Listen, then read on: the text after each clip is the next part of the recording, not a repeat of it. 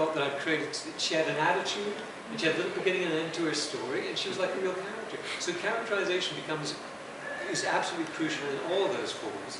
And I don't think there's any difference at all between any of them, in the sense that you need to bring the characters to life. And again, to mention Alan Moore,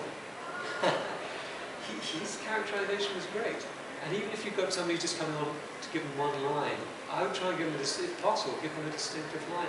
And the reason for that is once those characters start coming to life, they're so easy to write. So suddenly scenes that were just like kind of bread and butter scenes, oh, I've got to write this scene and collect my money, and it's quite, you've got these interesting little dynamics within it. For instance, I wrote an audio adventure for Big Finish called Animal. Anybody here? Oh, great! Thanks. We're going to sign this. Yeah, of course.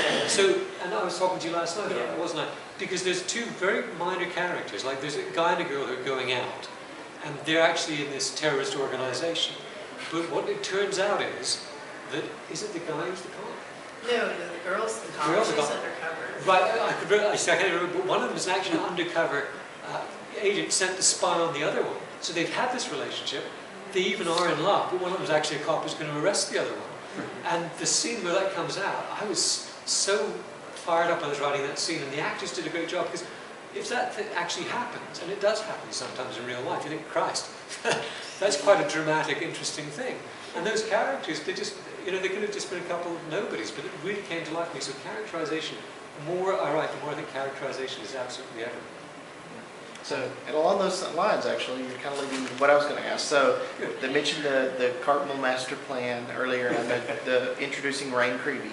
Yeah. So now that you've made those stories, Big Finish, has made some other stories, the Unit Dominion series with her. I don't know, have you been involved in that, or with the evolution of that character? I haven't been paid. Where do you? I mean, would you like what they're doing with the character, I guess, since you created the character? I need to find out what they're doing and also find out what the deal is, because Ben and I sort of co-created Rain, and there actually should be some royalties being paid for that. But also, she's our baby. We want to see the way she's developing. Yeah. But I'd say at the very least we gave her a really good start in life and set her off in the right direction. Yeah, I like what they've done with it. Beth Chalmers. Beth's wonderful. Yeah. I often turn on the radio and she's on the radio doing other stuff. She's such a great actress. Fantastic. Oh, hi, Alan. Since you talked a little bit about your love of comics, and this is kind of a connection I never really thought about before, and I doubt you had any direct influence on it, but the Doctor Who logo was very comic booky for the Sylvester McCoy period. Oh yeah, the only logo I really liked was the first one. I just thought it was so cool, the Hartmel one. Yeah. It was really beautiful. It's very strong, very powerful graphically. When they first brought the show back under Russell, that logo was all wrong, and I'll tell you why it's all wrong. Because it was done like that. Okay, do you remember it's like that? Yeah. And yeah, exactly. It's a big, long logo. Now, if you think about it, if you blow it up, it gets longer and longer. If you bring it down, it becomes tiny. It's just a bad design. If you look at the original, it's like Doctor Who, and that's what you want. You want really strong. So the logo is terribly important. The new one, which they built the TARDIS into, it's kind of okay, but in the Sylvester era, it was very kind of 70s/80s. It was sort of like a little the logo done a little bit too glitzy. No, and I also quite like that sort of one like that.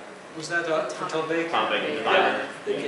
Yeah, not as good as the original, but strong and simple and bold. And that's what they've been missing, certainly in the new era. And also I feel in Sylvester, because it's like Who with a little doctor on it.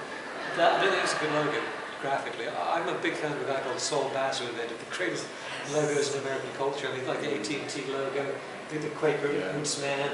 He's everywhere because his stuff is brilliant and usually very strong and simple. That's what you want. And I think really only the 63 logo is a great example of that.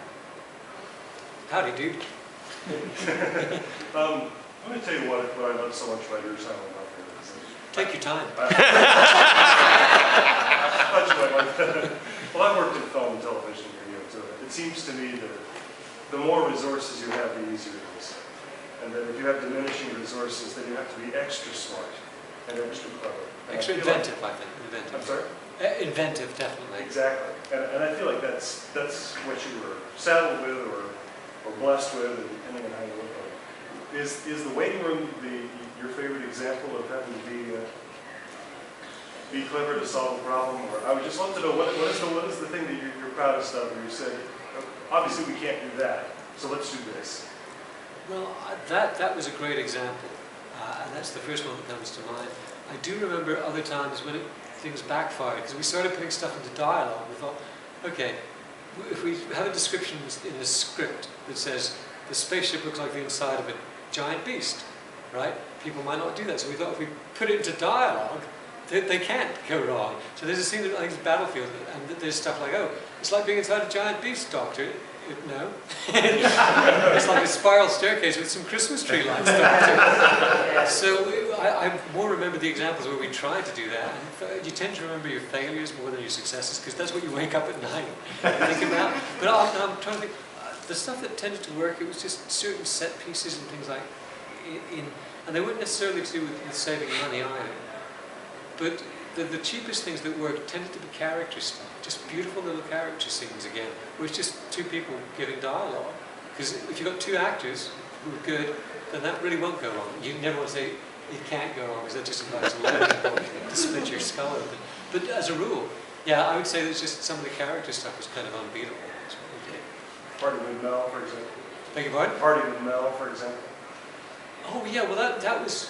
Does everybody know the story of that? Mm-hmm. That was actually buy my book and you can hear all of it. But what happened was when Sylvester was up for the part, there were several other actors up for the part, and I had to write two little audition scenes, and one of them was the parting scene, and that's virtually identical to the parting scene in Dragonfire. And I think that's actually published in the book. It's in the back. Yeah, which is another reason to get this new edition. And the thing, I think it's like for I haven't signed this. Oh, I have. I'll It came personalise with it the now. signing, yes, that's fine. No, so the thing was.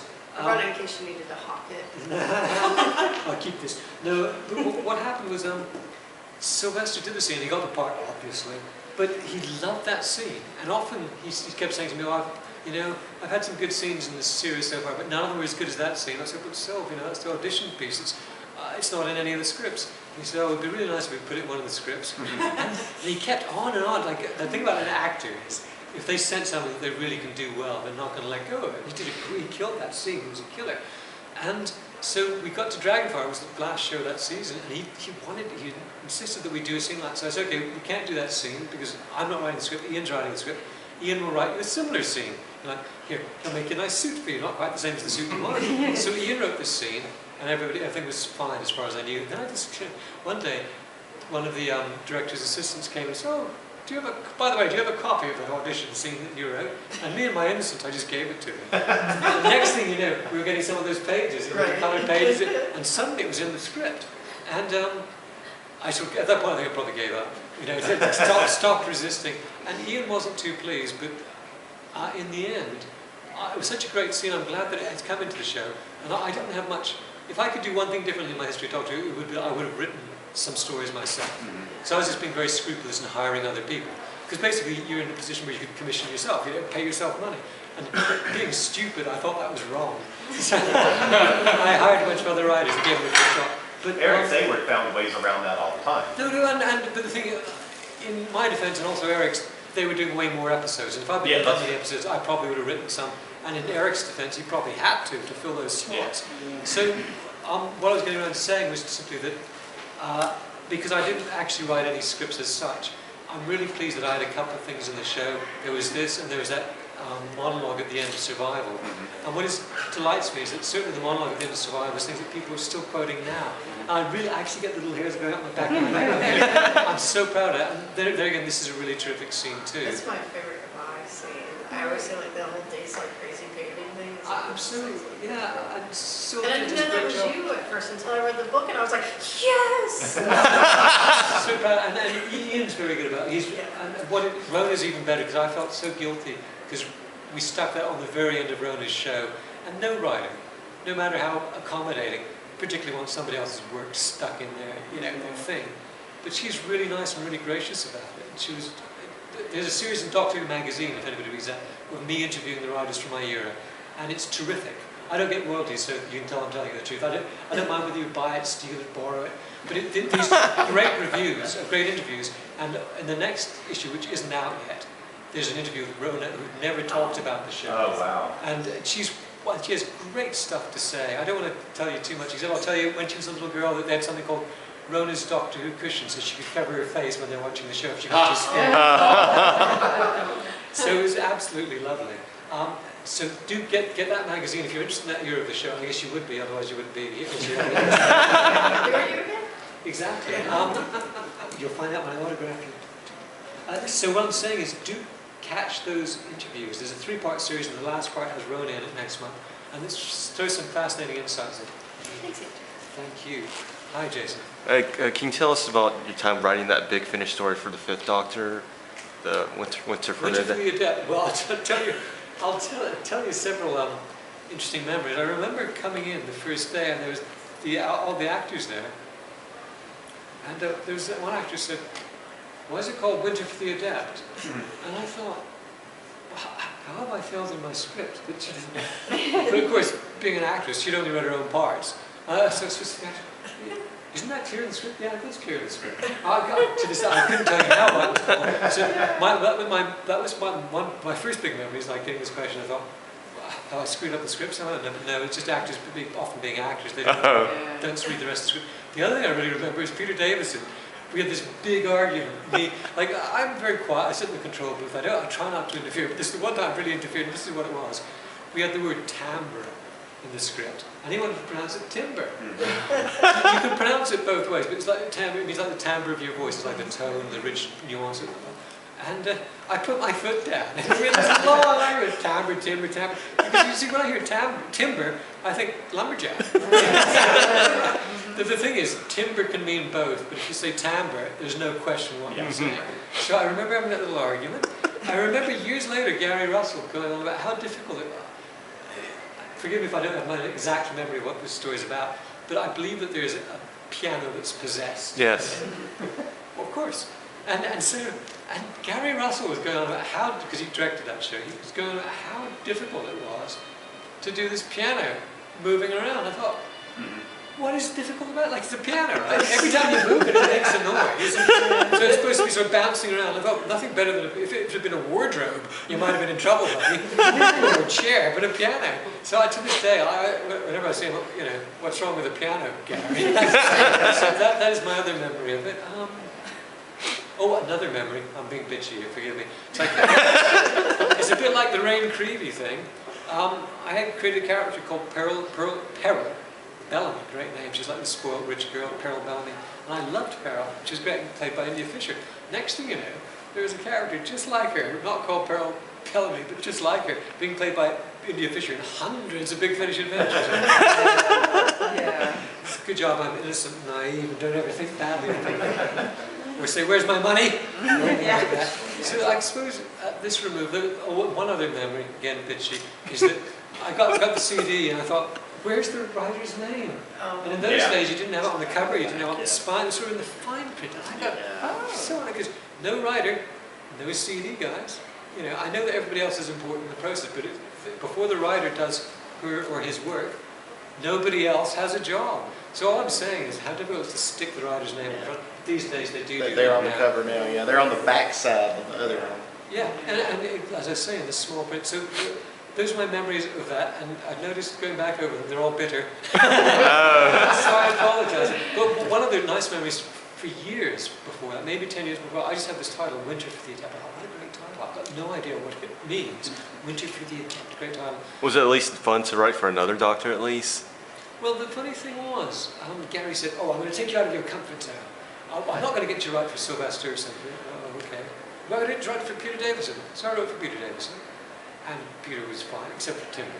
Apart from that, he's one of the greats. But I thought, okay, well, what was the point of that experiment? I mean, I've written for him, and I've written a book about the Traveling Doctor, which is called Foreign Devils. I had to think about that. So I have written for various other doctors, but and that's good, because one shouldn't be fixated. But when somebody insists that I do another Doctor like they did on that one, I think, well, why? Because I did it and it was fine, but if I'd done it with Syl, because we've got a history, it's so much more fun, it's so much more rich and playful. So when I did do those Missing Adventures for Big Finish, I sat down in the control room and Sophie started reading the words. It's just like, it was like no time had passed at all, and I thought, what have we been doing all these years? Intervening. It was such a thrill. There's nothing wrong with writing for the other doctors, and it's great, but I have a particular love of Sylvan and Sophie, which gives it a whole other dimension for me. So that's why I'd rather write for them, because we've got history, so obviously. Hey, yeah. What was your experience like writing for like the Virgin New Adventures, like the ones over the books? Because I love that those are just so edgy, and because I guess you didn't have any real constraints, you could just sort of play around with all this stuff. Well, me being me on cruise, I'll start off by bitching about the big Virgin Adventures, because the one thing that really bugs me about this is they have this stupid idea that if they're going to bring out 3 books, 3 new adventures, 3 new Doctor Who adventures. The idea was they're not based on the TV series, obviously. So because previously there'd only been novelizations of scripts. Okay, so this was great, and they're going to be for a more adult audience. They're going to be longer books. So in every way, for a writer, that's appealing because you have more freedom. And then Peter Darvill Evans says, "Oh, I think all 3 books should be linked somehow." Why, Peter? and so we're going to give them, like, somebody came up to me today and said, "Oh, I love your book, Cat's Cradle." And I said, "Thank you." But what I wanted to say was, I never wrote a book called Cat's Cradle. I wrote a book called Warhead, and some jerk stuck the name Cat's Cradle on it, and on 2 other poor writers' books, and said at the time, Worm. And there's, then they gave us a bit of continuity to stick into our books in an attempt to kill our enthusiasm a bit more. And you see, and then on top of all that, it didn't make any difference.